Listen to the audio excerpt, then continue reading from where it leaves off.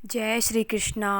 आज की वीडियो में आपका बहुत ही स्वागत है। आज हम आपको बताएंगे कि आंवला दीप दान कैसे करते हैं। आंवला दीप दान करने के लिए हमें आंवला लेने होते हैं, सूखे आंवला।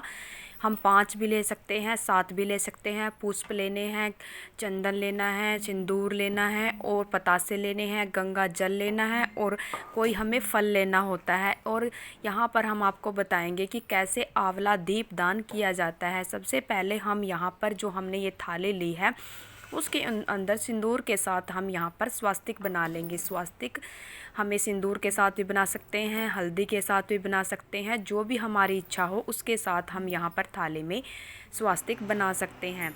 इस तरीके से हम यहाँ पर थोड़ा सा पानी डालकर सिंदूर में यहाँ पर हमने स्वास्तिक बना लिया है। स्वास्तिक बनाने के बाद हमने जो ये आंवला लिए हैं, हमने यहाँ पर 7 दीप दान करने होते हैं आंवला के। कार्तिक मास में जैसे दीप दान का विशेष महत्व होता है। कार्तिक मास में जैसे दीप दान हम किसी नदी के किनारे, कुएं पर, वृक्ष के नीचे, जैसे केले का पेड़, पीपल का पेड़, आंवला का पेड़, तुलसी का पेड़, जो भी पेड़ हमें मिल जाए, जितने हम दीप दान कार्तिक के महीने में करते हैं वो अत्यंत शुभ माने जाते हैं। आकाश दीप भी दीपदान भी कर सकते हैं। जैसे रात के समय हम छत पर दीपक जलाकर आकाश दीप का दान कर सकते हैं। जैसे नदी पर, कुएं पर, जितने कार्तिक महीने में हम दीप दान करते हैं वो बहुत ही शुभ माने जाते हैं। जैसे मेरे पास ये आंवला थे, ये मैंने चक्कू के साथ ऐसे कट कर लिए हैं, जिसके साथ इनके अंदर बाती आसानी से चली जाएगी और हम इसे जलाने में बहुत ही मतलब अच्छे से हम इनको जला पाएंगे। देसी घी की, गाय के घी के दीपक जलाने होते हैं और दीप दान करने से हमें बहुत ही सुख समृद्धि मिलती है। घर में सुख शांति का वास होता है। विष्णु भगवान की कृपा हम पर बनी रहती है। दीप दान कर कार्तिक महीने में सुबह उठकर तुलसी माता की पूजा करना, स्नान इत्यादि करना, दीप दान करना बहुत ही अच्छा माना जाता है। ये थोड़े से मतलब जो मैं ये दीपक यहाँ पर जला रही हूँ, थोड़े मतलब ये कुछ तो जैसे आंवला होते हैं, गोल होते हैं, वो एक जगह अच्छे से टिक जाते हैं, और कुछ ऐसे होते हैं कि वो बार बार इधर से उधर जाते रहते हैं। कुछ ये जैसे हम घी की बाती लगाते हैं तो इसके अंदर थोड़ा चिकनापन आने की वजह से ये नीचे गिर जाते हैं। जैसे यहाँ पर मैंने देसी गाय का जो घी लिया है उसके साथ मैं यहाँ पर दीपक यहाँ पर जलाऊंगी और यहाँ पर विष्णु भगवान से प्रार्थना करूंगी कि हे प्रभु, जो मैंने कार्तिक महीने में दीप दान किए हैं आप उन्हें स्वीकार करें। हमसे कोई गलती हो गई तो मुझे हमें माफ़ करें।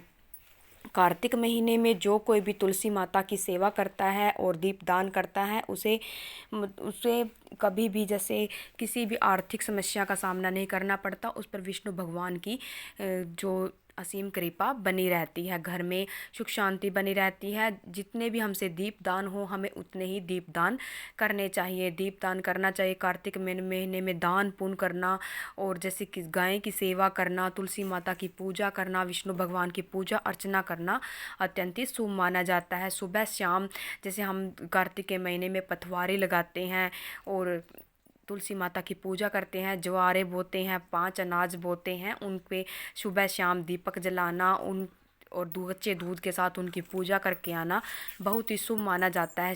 शाम के समय ही दीप दान किया जाता है। सुबह के समय बस वैसे नॉर्मल पूजा की जाती है, लेकिन शाम के समय हमें दीप दान किया जाता है। दहलीज पर भी हमें शाम के समय दीप दान करना चाहिए। जैसे 2 दीपक जला सकते हैं। अपने जैसे चौखट होती है बाहर की, वहाँ पर भी हम दीप दान कर सकते हैं। चौखट के ऊपर जैसे गाय के गोबर से लीप कर हम दीप दान कर सकते हैं। आज हम यहाँ पर आंवला का दीप दान दिखा रहे हैं आपको। इस तरीके से हमने यहाँ पर आंवला के अंदर जो हमने ये बत्ती रखी है घी की, इनको जलाकर हम जैसे किसी पेड़ के नीचे, हमारे घर में अगर हमने छोटे छोटे गमले में अगर वो छोटे से पौधे लगा रखे हों, जैसे तुलसी माता का, केले का और जैसे आंवला का, जो भी हम ये दीपक हम जला रहे हैं उस सभी गमलों में हम ये उनके सामने इनको दान कर देंगे। जैसे उनके सामने रख देंगे और हाथ जोड़ के प्रार्थना करेंगे।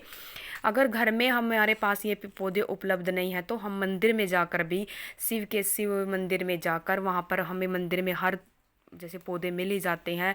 पीपल का भी मिल जाता है, आंवला का भी, केला का भी, तुलसी का भी, हर पौधे हमें वहाँ पर मिल जाते हैं। वहाँ पर हम मंदिर में जाकर भी ये दीप दान कर सकते हैं। अगर घर में तुलसी का तो हर एक घर में जैसे पौधा होता ही है, तो अगर हमें मंदिर में भी ये पौधे अगर हमें नहीं मिल रहे हैं तो हमें क्या करना है, तुलसी के सामने हमें सातों के साथ दीपक उनके सामने अर्पित करने हैं और उनके सामने पुष्प चढ़ाकर और जैसे हमने फल पतासे जो भी लिया है भोग में, उसे तुलसी माता को अर्पित करके उसे प्रार्थना करेंगे कि हे माता रानी, हमने जो ये दीप दान किया है कार्तिक महीने में, इसे स्वीकार करें और हमारी ये इस पूजा को आप स्वीकार करें। हमसे कोई गलती होगी तो उसे माफ़ करें और आप हमारे घर में सुख समृद्धि का वास करें।